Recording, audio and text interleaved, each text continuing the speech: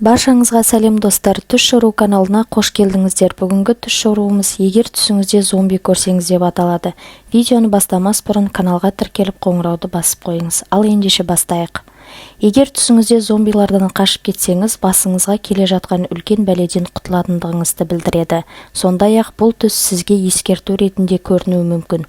Сол үшін де Алладан кешірім сұрап тәубе етуіңіз керек. Түсіңізде зомби көрсеңіз, болашақта сізді қиыншылықтар күтіп тұрғандығын білдіреді. Түсіңізде қаншерге айналып кетсеңіз, жұмысыңызда қиыншылықтар болатындығын білдіреді. Егер түсіңізде зомби болып кеткеніңізді көрсеңіз, асыққан шайтаннан демекші, сіздің асығып жүргендігіңізді білдіреді. Егер түсіңізде үйіңізде қаншердің ұйықтап жатқандығын көрсеңіз, үйіңізде өте қызғаншақ біреу екендігін білдіреді.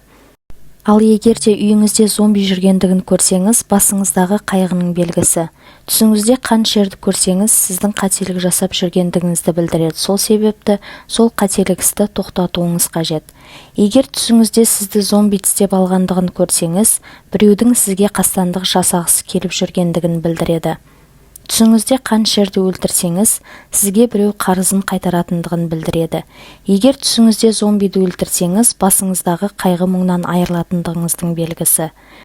Достар, егер осы видеомыз сіздерге ұнаған болса, лайк басып қолдауды ұмытпаңыз. Сондай-ақ барлық достарыңызбен бөлісіп, каналға тіркелуді ұмытпаңыз. Сау болыңыздар.